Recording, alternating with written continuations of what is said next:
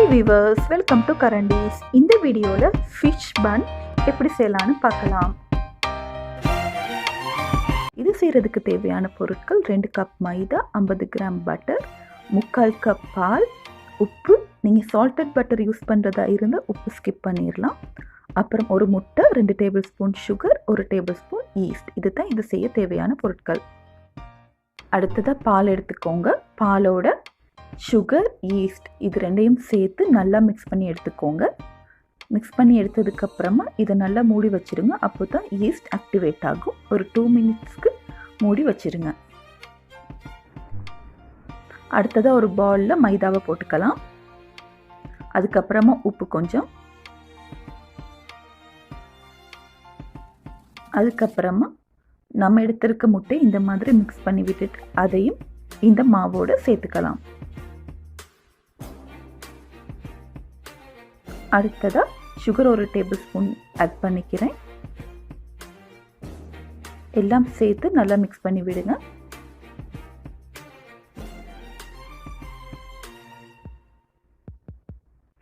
இப்போ பார்த்தீங்கன்னா நம்ம ஆக்டிவேட் பண்ண ஈஸ்ட் அதையும் இந்த மிக்சரோட சேர்த்துக்கலாம்.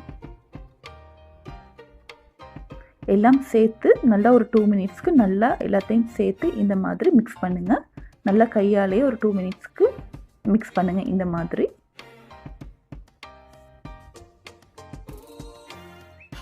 அடுத்ததாக நாம் எடுத்திருக்க பட்டரையும் சேர்த்து நல்லா மிக்ஸ் பண்ணுங்கள். அதுக்கப்புறமா ஒரு 15 நிமிஷத்துக்கு நல்லா நீட் பண்ணி எடுங்க. இந்த மாதிரி ஒரு லாஸ்டிக் கன்சிஸ்டன்சி வரணும். அது வரைக்கும் நீட் பண்ணுங்கள் 15 நிமிஷத்துக்கு. இப்போ நீட் பண்ணி முடிச்சதுக்கப்புறமா இந்த மிக்சரை ஒரு பால் மாதிரி செஞ்சுக்கலாம். இந்த மாதிரி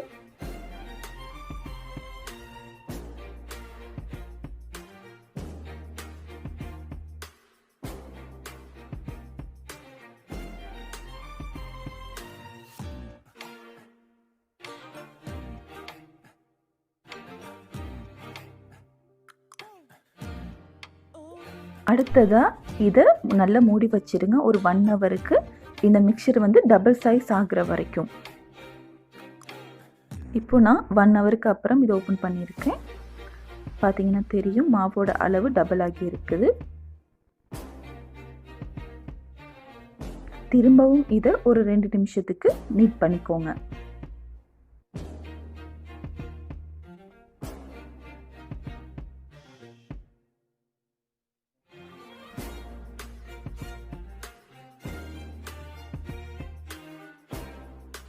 நீட் பண்ணி முடிச்சதுக்கு அப்புறமா இது ஈக்குவல் சைஸஸ்க்கு கட் பண்ணி எடுத்துக்கோங்க.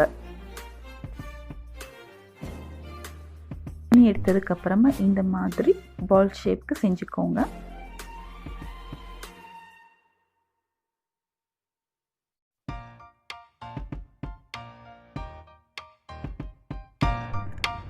அடுத்ததாக இந்த மாதிரி பன்னுக்கான போர்ஷன் பிரிச்சதுக்கு அப்புறமா இந்த மாதிரி எல்லா பக்கத்தையும் சேர்த்து நல்லா ரோல் பண்ணி எடுத்துக்கோங்க. இந்த பக்கமும் கிராக்ஸ் இல்லாத மாதிரி எல்லாம் ரோல் பண்ணி முடிச்சதுக்கு அப்புறமா இந்த டோவை கவர் பண்ணி வச்சிடலாம். ஒரு கிச்சன் டவல் யூஸ் பண்ணி கவர் பண்ணி வச்சுக்கோங்க. 30 மினிட்ஸ்லேருந்து 40 மினிட்ஸ் வரைக்கும் இது டபுள் சைஸ் ஆகிற வரைக்கும். அடுத்ததாக பன்னுக்கு தேவையான ஃபில்லிங் செஞ்சுக்கலாம். முதல்ல ஒரு பேனில் ஆயில் போட்டுக்கோங்க. ஆயில் சூடானதும் இதில் பச்சை மிளகாய் போட்டுக்கலாம். அப்புறமா கொஞ்சம் கருவேப்பிலை ஆட் பண்ணிக்கலாம். இது ரெண்டையும் சேர்த்து நல்லா வதக்கிக்கோங்க.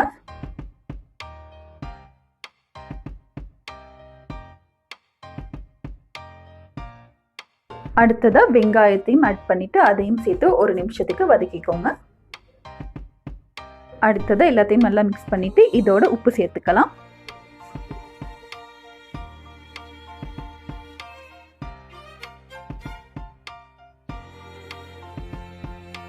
அடுத்ததாக மஞ்சள் கொஞ்சம் சேர்த்து நல்லா மிக்ஸ் பண்ணி விடுங்க.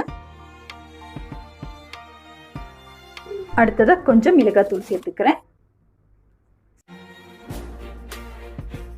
அடுத்ததாக உருளைக்கிழங்கு, ஒரு மீடியம் சைஸ் உருளைக்கிழங்கு இந்த மாதிரி அவிச்சிட்டு சேர்த்துக்கிறேன். அடுத்ததாக கறி பவுடர் சேர்த்துக்கிறேன். கறி பவுடர் இல்லைன்னா நீங்கள் கரம் மசாலா இல்லைன்னா மீட் மசாலா எதுனாலும் சேர்த்துக்கிட்டு ஸ்ப்ரிங் ஆனியன் கொஞ்சம் சேர்த்துக்கிறேன். இது ஆப்ஷனல். உங்களுக்கு இல்லைன்னா நீங்கள் இதை ஸ்கிப் பண்ணிடலாம். அடுத்ததாக மிளகு கொஞ்சம் ஆட் பண்ணுறேன்.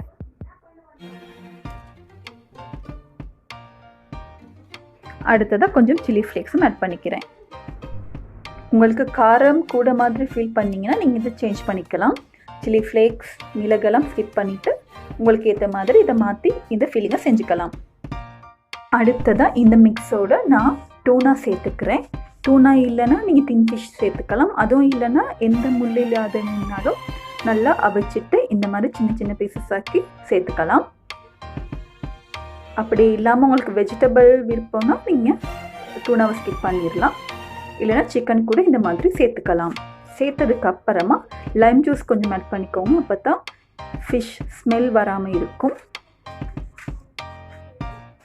சேர்த்துட்டு நல்லா மிக்ஸ் பண்ணிவிட்டு பேன்லேருந்து இதை இறக்கிக்கலாம். இப்போ பார்த்தீங்கன்னா ஃபில்லிங் ரெடி ஆகிருச்சு. இப்போ பார்த்தீங்கன்னா 40 மினிட்ஸ்க்கு அப்புறம் ஓப்பன் பண்ணுறேன். இந்த டோ டபுள் சைஸ் ஆகியிருக்கு. இந்த டோவை எடுத்து இந்த மாதிரி சைடால் இதை இந்த மாதிரி செஞ்சுக்கோங்க. இந்த மாதிரி ஒவ்வொரு எட்ஜ்லையும் இந்த பண்ணை இந்த மாதிரி நீட்டி எடுத்துக்கோங்க.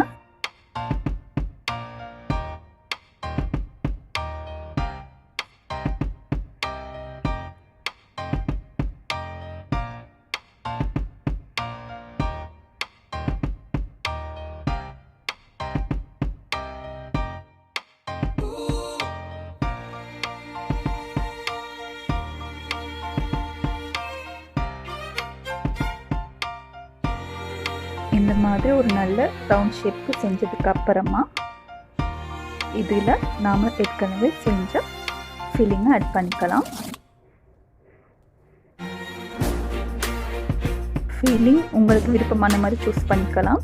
நான் இதில் ஒரு பாயில் பண்ண முட்டையையும் ஆட் பண்ணிக்கிறேன். ஃபில்லிங் ஆட் பண்ணதுக்கு அப்புறமா இதை இந்த மாதிரி மடிச்சுக்கோங்க ஒரு முக்கோண ஷேப்புக்கு. முதல்ல இந்த மேல் சைடு ரெண்டையும் மடிச்சதுக்கு அப்புறமா இந்த மாதிரி இழுத்து மடிச்சுக்கோங்க.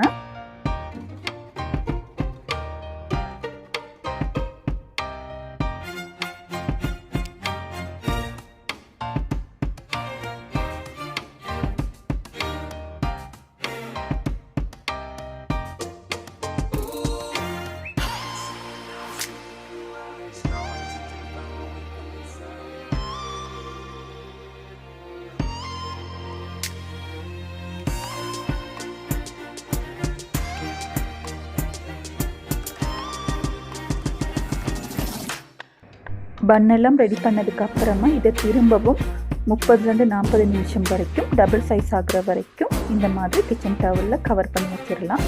இப்போ பார்த்தீங்கன்னா ஒரு 40 நிமிஷத்துக்கு அப்புறமா ஓப்பன் பண்ணுறேன். பன்னெல்லாம் டபுள் சைஸ் ஆகியிருக்கு. அடுத்ததாக இதை எக் வாஷ் பண்ணிக்கலாம். எக் வாஷ் பண்ணதுமே இதை நாம் பேக் பண்ணிடணும். ஸோ இது பண்ணி முடிக்கும் போது அவனை ப்ரீ ஹீட் பண்ணி வச்சுக்கோங்க. 10 நிமிஷம் ப்ரீ ஹீட் பண்ண அவனில் 200 செல்சியஸில் 20 நிமிஷத்துக்கு நீங்கள் இதை பேக் பண்ணி எடுத்துக்கலாம். இப்போ பார்த்தீங்கன்னா 20 நிமிஷத்துக்கு அப்புறமா அவன்லேருந்து வெளியில் எடுத்துருக்கேன். இதை வெளியில் எடுத்ததுமே இதுக்கு மேலே பட்டர் ஆட் பண்ணிக்கோங்க. அப்போ தான் பன்னெல்லாம் சாஃப்டாக இருக்கும். இந்த மாதிரி எல்லா பன்னுக்கும் பட்டர் ஆட் பண்ணிக்கோங்க. பட்டர் ஆட் பண்ணி முடித்ததுக்கு அப்புறமா இது திரும்பவும் 6 வரைக்கும் மூடி வச்சுட்டு ஆறுனதுக்கு அப்புறமா எடுத்து சர்வ் பண்ணிக்கலாம்.